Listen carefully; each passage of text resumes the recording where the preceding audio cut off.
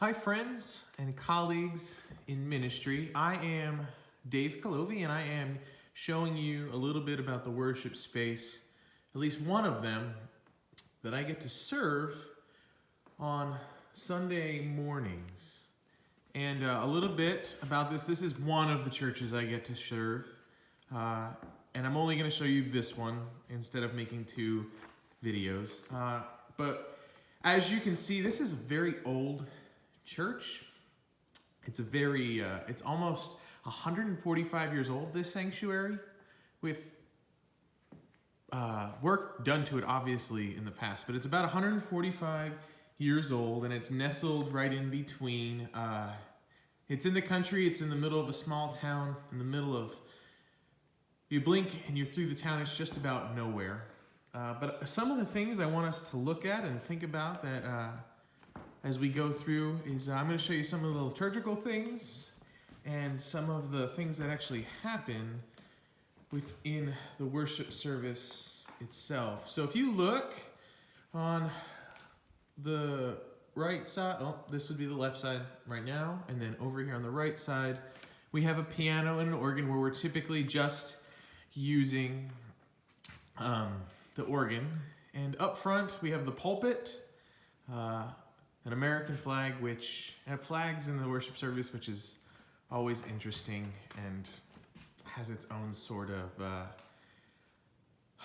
theological qualms. But anyway, all that to say, that's what we're looking at in terms of up front and the worship space itself.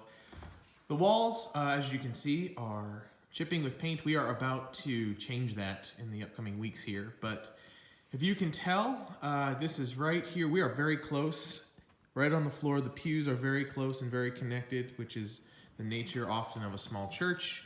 And up top, like I showed you before, we have the pulpit. I do not preach from there. I like to come to the floor and be with the people and be close to them. And I like to move around too. Not that I'm ridiculously animated when I preach, but there's something about being able to move around and make eye contact with people, and being on the same level just for me is a theological thing, that I like to be on the same level and same ground as the people that I get a chance to serve.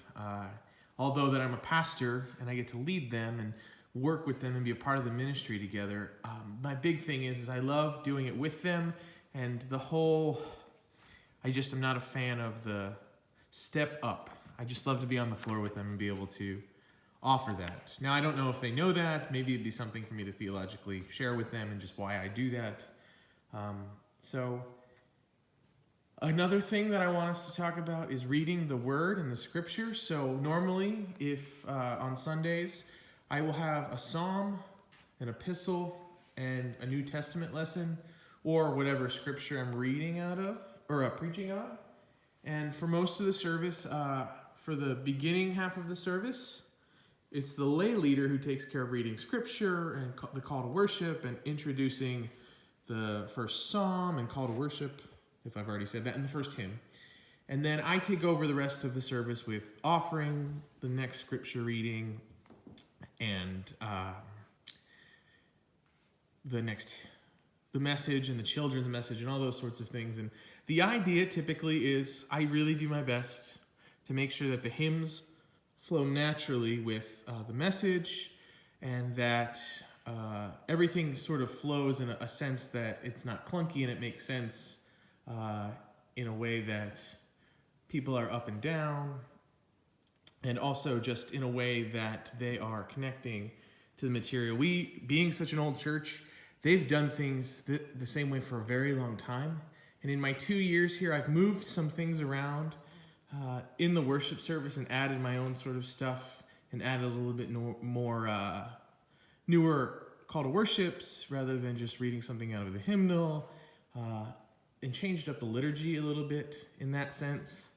I've tried to bring in, I've kept the hymns. I haven't changed those because we haven't worked towards building any new worship team or anything like that. But my big thing is, I think with the hymns that we sing, I love being able to share a little bit about what is in these hymns. If you remove the music, and you just look at the words and you look at the theological significance and the zeal and piety that went behind so much of what is trying to be taught in those hymns, is a really, really beautiful, beautiful thing.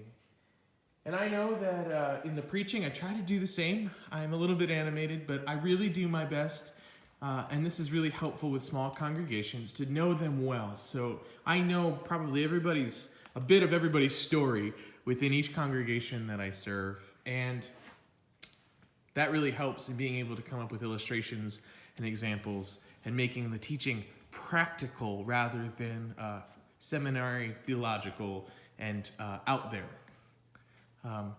We run it through the funnel of making sure that what we're sharing with people is actually something they can bring home with them into their everyday lives so that they can live out what it looks like to be a Christian and follower of Jesus Christ as they leave this church, rather than leaving with some sort of theory rather than something practical. As a children's message, we call it a children's chat. And normally it takes place right up here, and I will have the kiddos sit here or there. And we only have a few kids every now and again. We don't have a lot of children. But when we do, even if we don't have children, I still do a children's message with the congregation. I think the children's message often is the one that actually that'll hit the point for the sermon, and it sets the tone a little bit. And I have. If you look at our call to worship here, I'll read the scripture after our hymn, and then I'll have a children's chat, and then move right into the sermon. So it's this transition from heard it for the kids, maybe got the main point, and now I will preach. And I normally preach for about anywhere from 15 to 22 minutes. So that's a little bit about what I do in preaching in the space.